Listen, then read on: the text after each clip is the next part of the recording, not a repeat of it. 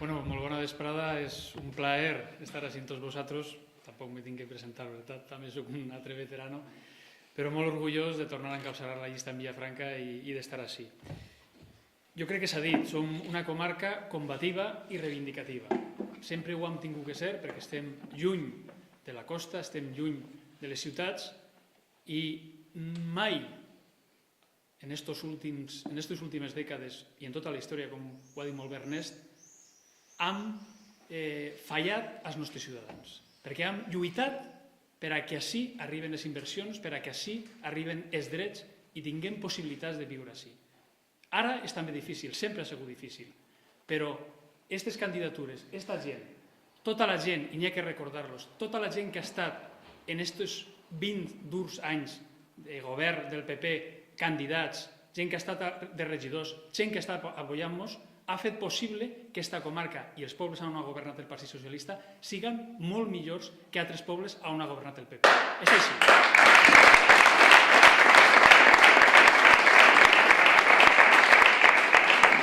I la gran diferència de la gent que se presenta a les candidatures del Partit Socialista, que és la gran diferència d'altres candidatures, sobretot la del Partit Popular, i ho sabeu que es coneixem a tots, és que aquesta gent és interessada i està sotmesa a la voluntat dels que estan allà baix governant. Que n'hi ha que fer llista? Doncs se fa. Que no n'hi ha que fer llista? Doncs no complixen els acords com en la Mata. Això és molt trist, molt trist. A nosaltres ens caracteritza que per damunt del partit estan els interessos de la nostra gent. Per damunt del partit estan els interessos de la gent a la que defensem, en els nostres pobles i en la comarca. I tenim un sentit de comarca i així se demostra. Altres no tenen sentit de comarca i no ho poden fer. Mireu, en aquests anys s'han burlat de tots els ciutadans, del que han votat al Partit Socialista i del que han votat al Partit Popular. Vos faig a ficar algun exemple. Recordareu que fa uns anys un personatge que ara està a la presó va vindre a Villafranca i ens va prometre un túnel. Ens va prometre un túnel per pujar les Costes d'Ares i una autovia i, bueno, ens va prometre de tot. I què han fet en les carreteres en aquesta comarca durant aquests 20 anys? No hi ha el túnel, això és burlar-se de la gent. No, és que no han fet ni el mínim. Ni el mínim que era tindre en condicions la CV15, la Nacional 232 i de complir els projectes que estan redactats fa molts anys.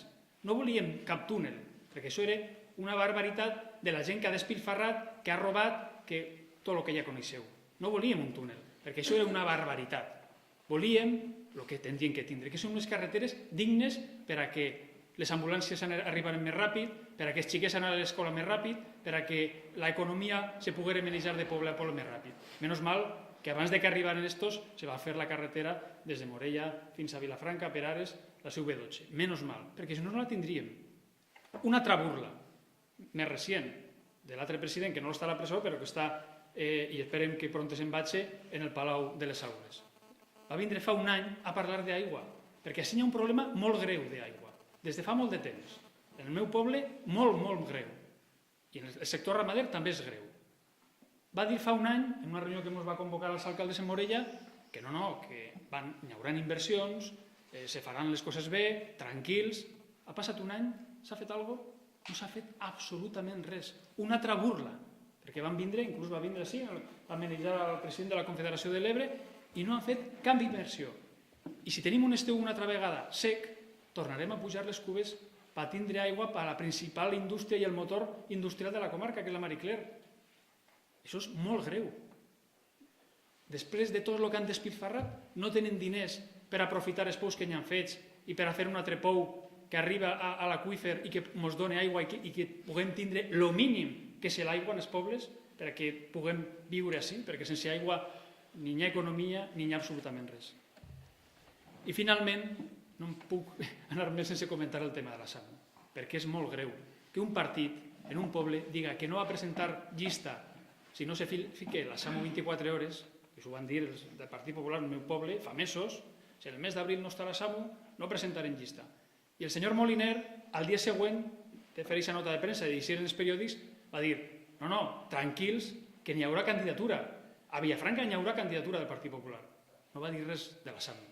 No va dir si hi hauria SAMU 24 hores per a tota la comarca i per a tindre cobert, per almenys, aquesta part de la comarca. Això és molt greu. Que se preocupen per tindre candidatures i no se preocupen per la sanitat de la gent. Moltes gràcies.